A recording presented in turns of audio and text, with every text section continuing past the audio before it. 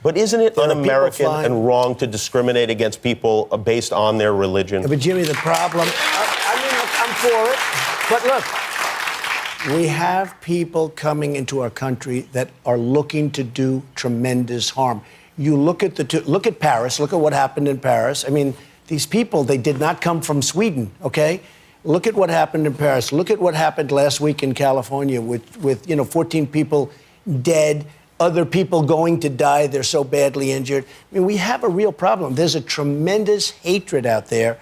And what I want to do is find out you can't solve a problem until you find out what's the root cause. And I want to find out what is the problem, what's going on. And it's temporary. I've had so many people call me and say thank you. Now, if you remember, when I did that a week ago, it was like bedlam. All of a sudden, and you watch last night and you see people talking, they're saying, well, Trump has a point. We have to get down to the problem. The people that are friends of mine that called, they said, Donald, you've done us a tremendous service because we do have a problem and we have to find out. Those may have been crank calls. Those may have been crank calls. One of the things I find fascinating about Donald Trump is the way he uses language differently than other candidates for political office, especially President of the United States. Whereas his opponents and the political class in general seem hyper-aware that their words will be picked apart and used against them, Trump willfully disregards this fact. As a lifelong salesman, he has a huckster's knack for selling a feeling, even if the ideas and facts that underscore it are spurious, racist, or just plain incomprehensible. So I thought it would be illuminating to look at a Trump answer to a simple question. In this case, Jimmy Kimmel asking Trump whether or not it's wrong to discriminate against people based on their religion, referring to Trump's proposal to temporarily ban all Muslims from entering the United States. This 220-word, exactly 1-minute answer displays, I think, a range of the things that Trump uses all the time in his speech. The first thing to note is how simple this language is. Of the 220 words, 172, or 78%, are only one syllable, and often they come in a rhythmic series like a volley of jabs ending with one of his buzzwords. We have to get down to the problem. 39 words, or 17%, are 2 syllables long.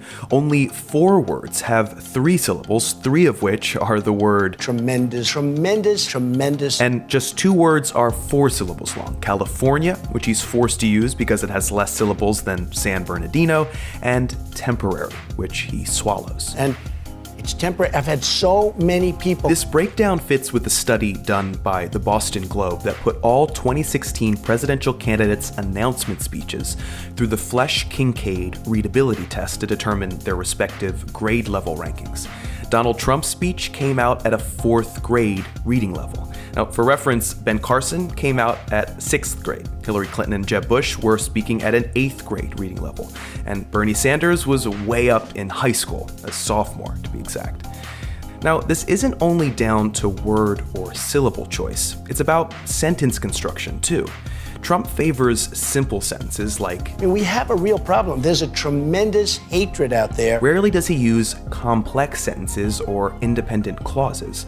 He also favors the second person a lot of the time, addressing listeners directly with commands. Look at Paris. Look at what happened in Paris. Look at what happened in Paris. Look at what happened last week in California. Or implicating us in what he's saying as if we've already agreed. And you watch last night and you see people talking. He's really good at this, at framing negative response as an overreaction that was subsequently realized as such. If you remember, when I did that a week ago, it was like bedlam. All of a sudden, and you watch last night and you see people talking, they're saying, well, Trump has a point. We have to get down to the problem. Maybe the most important technique Trump utilizes, and he does this more than anyone I've ever heard, is ending his sentences with strong, punchy words. A lot of times he'll rearrange the beginning of a sentence awkwardly so that he can end strong. For example, here, it would probably be more natural to say, you can't solve a problem until you find out what the root cause is.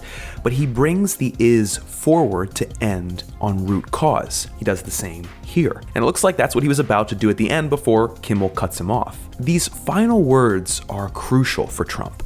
They're pointed and taken together sketch the theme of the entire answer. Harm, dead, died, badly injured, problem, root cause, thank you, bedlam, point, problem, service, problem. In some sense, it's these words that audiences remember, especially when the rest of his speech is incoherent.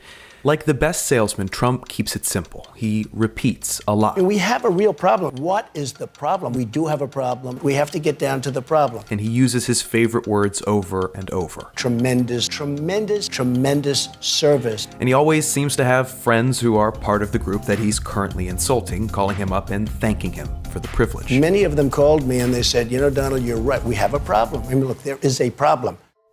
Donald Trump knows when to sound incredulous or forceful. He has good comedic instinct. You could even call him witty. But you can't call him smart or well-informed. The best salesman could sell you a TV without knowing anything about it, because the TV isn't what matters. What matters is you.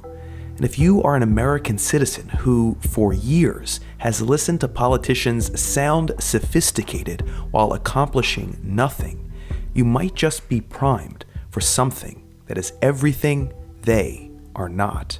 But the next time you feel like Donald Trump has a point, do yourself a favor and look at his words.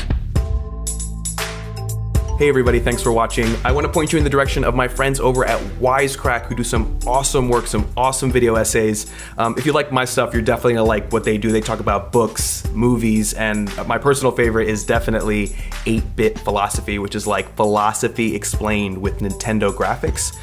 So well done. I wish I had thought of that. Anyway, go over there, click there, subscribe, watch a video. If you guys want to help me out, as always, you can click right here, pledge $1 or $3 or $5 to my channel. Help me start 2016 right. We're going to do some awesome stuff in the next year. I can't wait to see you guys next Wednesday for the next video, and I will see you. Well, I just said I'm going to see you next Wednesday, so bye.